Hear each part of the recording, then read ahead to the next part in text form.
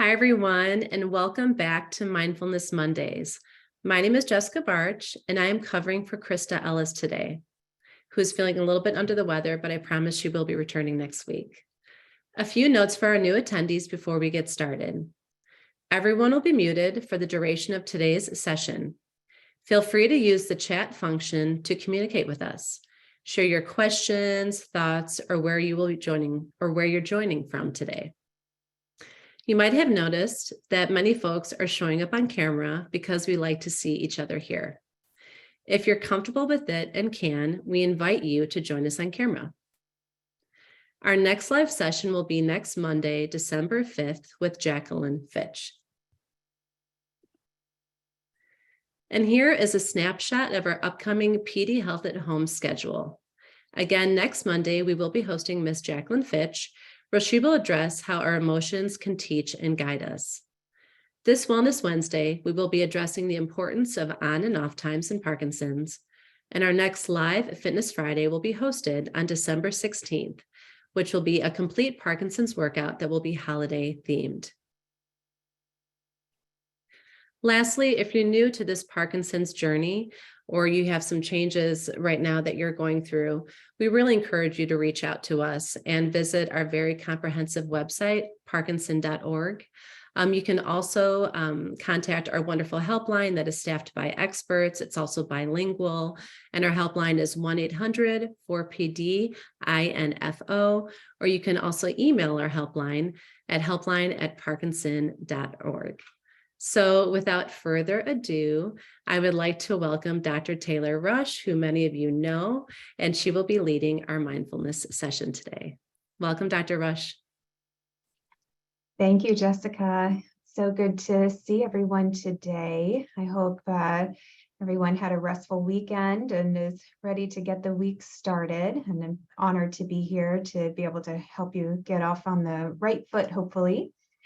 So today I thought that we would spend a little bit of time talking about mindfulness and how to facilitate trust within yourself. And so let me tell you a little bit about what I mean by that. So, when we're young, we learn how to train our bodies to work for us. So even thinking about, when children are little, and they, learn how to crawl and then to walk and then to run, and then they're able to do sports and use their bodies in some pretty amazing and magnificent ways, because we develop a confidence and trust in our bodies that it will be able to carry us through whatever we want to do and need to do. And that often follows us through, the teenage years, where many start to feel kind of invincible, for better or for worse, and into adulthood as well. And we trust that our bodies and our abilities will stay consistent over time. So how I've been able to use my strength, how I've been able to use stamina, how I've been able to balance or hold steady, we consider a given. However, a lot of times illness, injury, and other things that can happen to our bodies lead to them not working in the ways that we come to expect. And for me, as a health psychologist, that ends up being a big part of my practice, is working with individuals whose bodies are no longer working for them in the ways that they have come to expect. And while it's uncomfortable and distressing and anxiety provoking to experience these changes within the body, in some ways, it can be considered part of the normal progression of life, that our bodies don't work as well as they used to. Things start to hurt, things start to decrease in terms of strength. And as much as we really want those functional abilities to stay consistent, they're not a given. And so when I'm working with my folks who have Parkinson's disease, they often feel this profoundly. They feel as if they cannot trust their bodies like they used to because of their Parkinson's symptoms. And so I'll have some people say, my tremor really makes me doubtful about how I'm able to handle fine china. My imbalance or walking issues makes me really concerned about going out to, a shopping center, especially on, like Black Friday or, sometime somewhere that's crowded, or, my dystonia symptoms may kick in when I least expect them to, and that pain and that spasm prevents me from doing the things that I need to do or want to do. Speech issues, same thing, that, gosh, I don't feel like I'm confident in being able to interact with people, in being able to stay on top of conversation and speak fluently, and sometimes, coherently, where people can hear me as well as they used to. And so all of these things end up changing our ability to trust ourselves, because we recognize that some of those things that we used to do with ease no longer come as naturally as they used to. So this starts to create a rift in our trust of ourselves and our bodies. And as a result, a lot of my patients voice less confidence in being able to do those things that they would normally do without hesitation. So it could be, household chores or other activities around the house. It could be recreational activities or hobbies that involve fine motor skills or machinery. It could be getting out and running errands, and they have to think about, gosh, is it going to be really crowded? Is there going to be a lot of traffic? Am I going to have to walk really far because all the close spots are taken? So all of these things that end up creating more gaps in confidence and trust.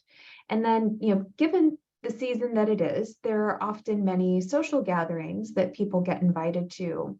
And the ability to attend gatherings or stay at gatherings for prolonged periods of time can provoke a lot of anxiety. And so as these kind of micro fractures of trust occur, it leads to more self-doubt, less confidence in our ability to do the things that we need to do and want to do to maintain quality of life. And that can also then facilitate fear about doing certain activities. And then when we're fearful of doing certain activities, we may avoid doing them altogether. And then we say, gosh, I'm really glad I didn't do that, because something terrible might have happened had I gone to that social event or had I gone to the store this day. And so as a result, we actually increase some of that self-doubt. That fear actually amplifies. And then there's additional feelings of guilt, like, gosh, I wish I would have attended this. I love this friend. I really like, going to these events, but, I just feel like I couldn't do it. And so there's guilt about not attending. And then there's also a feeling of disconnection and isolation, which overall then shrinks your world smaller and smaller, which has a profound effect on one's quality of life, and can also make it difficult to try new things because of that lack of trust within yourself.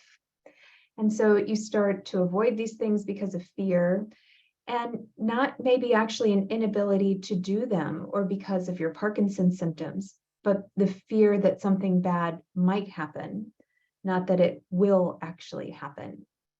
And so, again, a lot of times around this time of year, I start hearing my patients talk more about attending social gatherings, parties, dinners, things like that. And they talk about all the things that they worry about: holding a plate in, a buffet line, being able to listen in and focus on conversation and speak and project loudly enough in a cocktail party kind of situation, being able to hold a beverage, being able to, feel as if they're comfortable in their own skin in those scenarios because they're worried someone else might see their tremor or might notice something different about them and possibly judge them in a poor way. So all of these things end up increasing self-doubt and, inversely decreasing some of our trust in ourselves. So being able to rebuild self-trust is incredibly important. And it's important to do it in small ways that can make a meaningful difference over time, because this lack of trust didn't happen overnight in oneself. It began because of some of these microfractures over time as a result of one bad experience, or because of persistent or worsening Parkinson's symptoms, or other things that may have contributed as well. And so we kind of have to repair some of those microfractures in small ways, but meaningful ways that can add up over time. And so, a few things that some of my patients have tried that they found helpful include, being mindful of what it is that they're avoiding, and then trying to approach those things that they tend to avoid. And so I'm not talking about unsafe things. So we want to, there are things that are uncomfortable and anxiety provoking, and then there are things that are just unsafe. And so, if something is unsafe due to physical limitations like climbing a ladder or driving or using power tools or something like that, that's different. We are avoiding those for a very real reason and consequence. But then avoiding those things that we're just worried about or fearful of may be something different. And so if one of my patients says, there's this gathering next week of some of my friends from my book club, and I just don't know. I don't know how I'm necessarily going to feel that day. I don't know, what, how things are going to go. I don't know what exactly other people are going to be there, how crowded it will be. And so we talk about, okay, so what is it that maybe there's an opportunity here to approach rather than avoid? And is there something feeding into this? Did you have a bad experience with this already? And then have you had a good experience with this kind of thing already? And how can we come into this situation with, and some of you who have followed our previous sessions before, how do we foster beginner's mind? Looking at the situation anew without all of the prior experiences necessarily informing it in a way that makes us anxious, makes us fearful. So trying to see the situation through a new set of eyes, and maybe in a way that could help us to navigate it a little bit better. And then another piece is letting go of our expectations. So it may be that, in the past, you've attended this, book club gathering, and you were going to be there from the time it started until the last person left, because that's the kind of person you are. You're going to help with, getting it all ready. You're going to be the one making sure everyone's, drinks are still filled in the middle of it, and you're going to be the one who helps clean up at the end. And so the expectation that I'm going to be that person who's there for the entirety and helps in all of these different ways may have to be challenged, because some of your reserve, your gas tank, is not as big as it used to be because of some of these physical symptoms that you're experiencing. And so instead of saying, okay, I should be there for the entire 4 hours, regardless of, what's going on, saying, okay, that may not be a realistic expectation for me, but maybe I can attend the first 2. Maybe I can be there for at least an hour, talk to people, enjoy myself. And if I have to bow out a little early, so be it, it's okay. Because oftentimes many people come into it with expectations based on what they've done in the past, regardless of whether or not they had Parkinson's symptoms. So if we can come into a situation with a new perspective of what you can do now and let go of the previous expectations, we can at least trust that we can do some of what we are capable of. And take it one mindful step at a time. Often I hear a lot of patients describe anticipatory anxiety. Before they've even left their house, they're worried about what might happen on the drive over, what happens once they're there, what happens, in the midst of the event, what happens when they leave, how they're going to feel tomorrow. And it almost creates a paralyzation of their ability to just focus on getting ready, tying their shoes, getting, everything in order before they leave the house, because they're thinking 20 steps ahead. And so taking a situation one mindful step at a time, rather than anticipating what might happen next. And then, something I tell a lot of my patients is that, if you're going into a situation that makes you anxious and you're not very trusting of yourself and what your body may or may not do, think of it like an experiment, and that you're trying something that feels uncomfortable. But what do you lose by trying? And maybe even if it's not turned out the way you've wanted in the past, is there any possibility that it could turn out okay? Or maybe even turn out better than expected? And so I see this sometimes with my patients who are trying to reinitiate an exercise program. They'll say, gosh, I don't know. I don't know if I can handle it. This is really hard. My body just doesn't work the way that it used to. What if I fall? What if I just can't do it? What if it just makes me feel worse? And so when they actually go, and maybe they go to, a PD boxing class, or they go to some sort of cardio class, some sort of strength training class, and they're like, actually, that worked out way better than I thought it would. And now I'm glad that I went.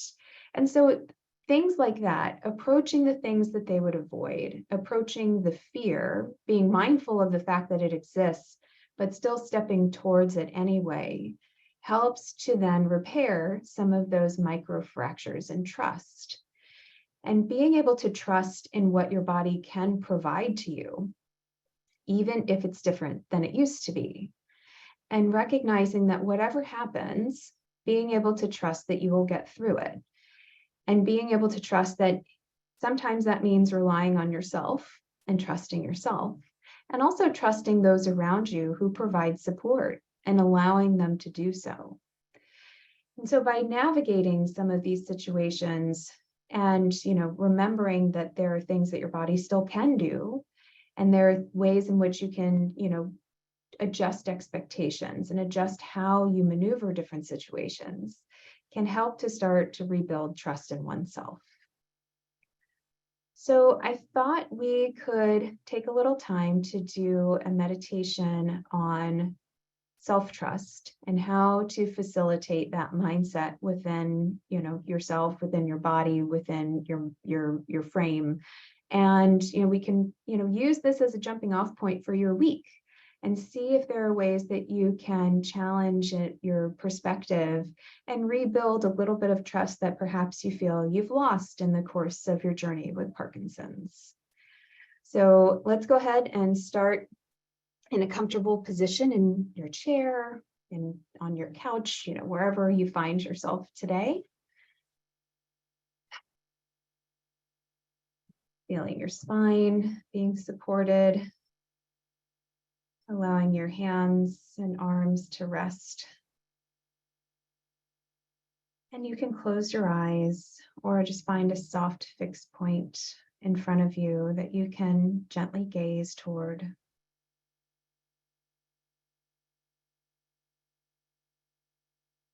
And as usual, starting by anchoring to the breath. Noticing the breath as it comes in and as it goes out. Allowing the mind to settle on this cyclic breath without needing to change anything.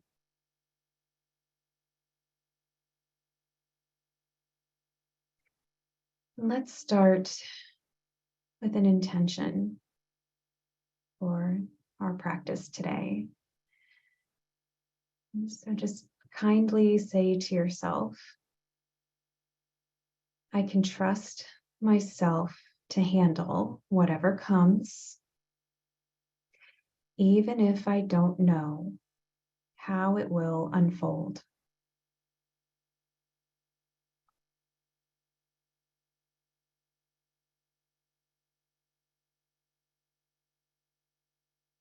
And as you continue to be mindful of your breath, I want you to consider shifting focus to your feet and legs. Just notice how they feel right now, observing without judgment. And then envisioning all of the things that your feet and legs have assisted you with throughout your life.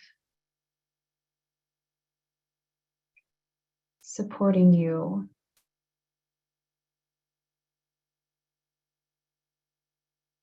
helping you through sports, through work, through engagement with friends and family.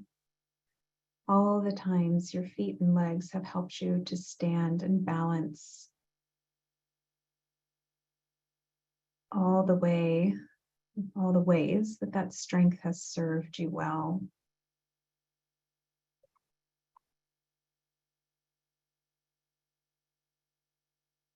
And how, while that's changed, there are ways in which they continue to serve you, even if it looks a little different.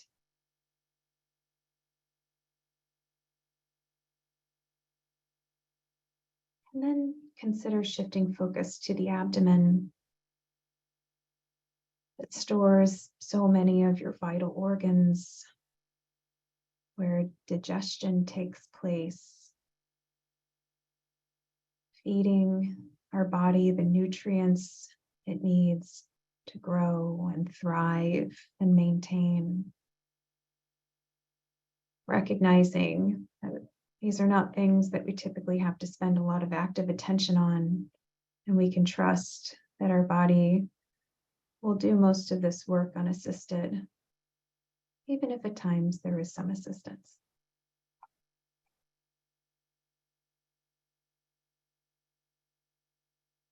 And focusing on the lungs,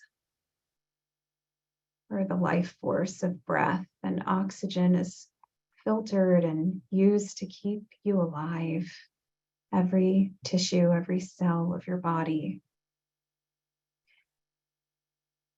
And recognizing that we can trust that our breath is working for us, even when we're not thinking about it.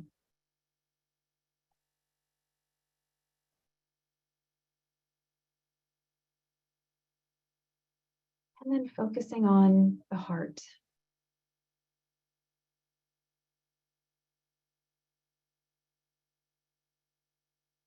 Ever-present guardian of our bodies that beats 100,000 times a day, up to 2.5 billion times in one's life. Recognizing that the beat of our heart is a trusted function that we can rely upon, no matter if we're awake or asleep.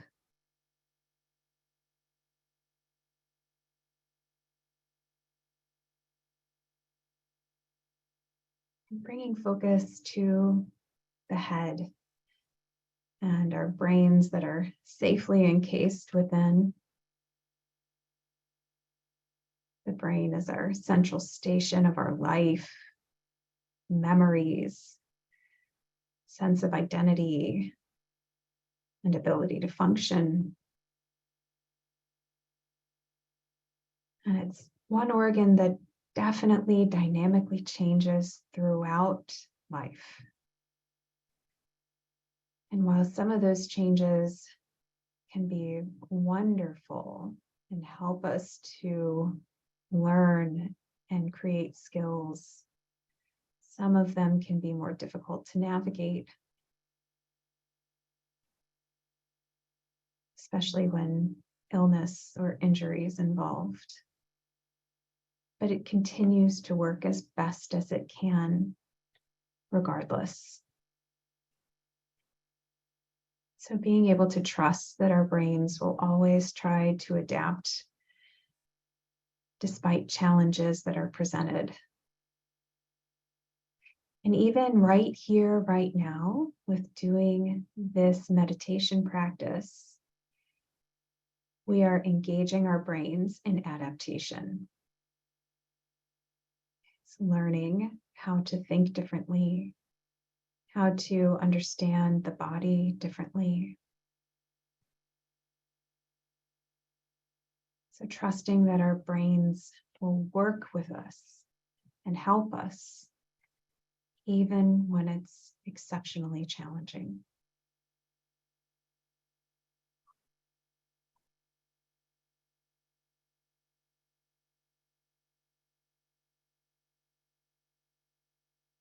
So now, keeping these thoughts in mind can be incredibly helpful when in a difficult or anxiety-provoking situation. Remind yourself of how you can trust yourself, your intuition, your body, even when you don't know how things will work out. You will carry through and learn from the experience.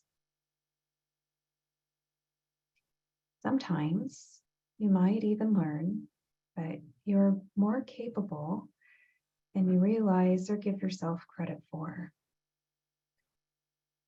And I'm sure all of you can conjure a circumstance where you have felt that way. So even if you think about it right now, a time that you felt anxious or uneasy, overwhelmed, or scared,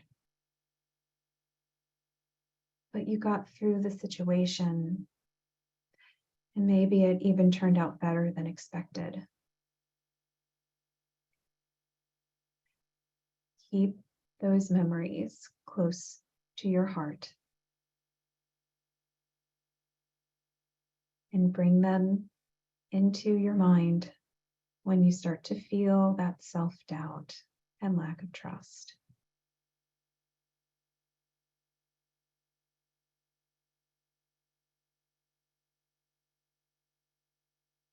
So let's take one more deep breath here.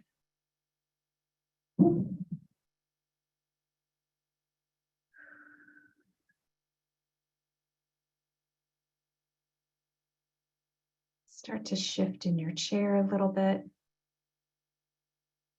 Shift the shoulders. Start wiggling your toes, stretching your fingers. Focusing your eyes back to our room here.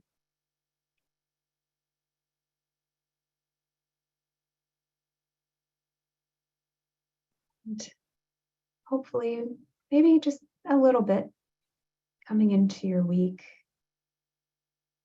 with trust on your radar and ways to help build that for yourself.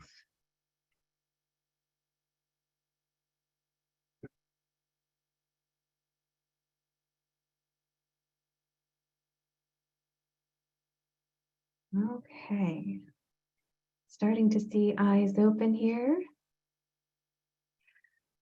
So I know we're edging in on our time, but as usual, I am thrilled to hear feedback, thoughts, questions from anyone who would like to offer them. Kind of a different practice today, but for those of you who know me, you know I like to mix it up a little bit from time to time. So I'm always open to feedback on how things go and ways we can improve it and how to approach it given your experiences. So any thoughts, I am happy to entertain. So please let me know.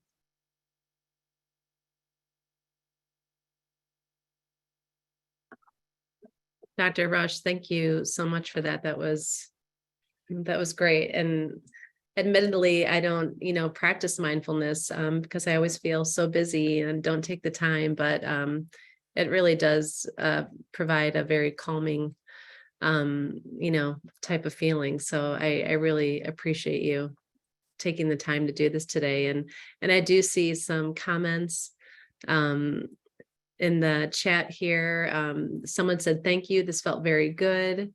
Another said it was a great topic / exercise today, trusting my intuition. And I totally agree with that. That was definitely a good one. Thank you. Appropriate for caregivers too. That's a really good point. Thank you for sharing that, Joan. Again, great topic. This is wonderful. Thanks for leading us through self-trust. Yes, and self-trust, that is something that's not easy always, right? So, um, especially when you are dealing with something like Parkinson's and just in general, right? But someone said this session was more difficult because past experience with functionality hasn't necessarily predicted future events. That's a really, A great point, yeah, because as I often say, when it comes to Parkinson's, it's a moving target because symptoms don't stay static. They do change over time. And so what one may have been able to do previously may look very different now. And so that's again where sometimes we have to approach it with that beginner's mind that, okay, maybe 5 years ago I was able to run a 5K, but now given where I'm at, I can't do that.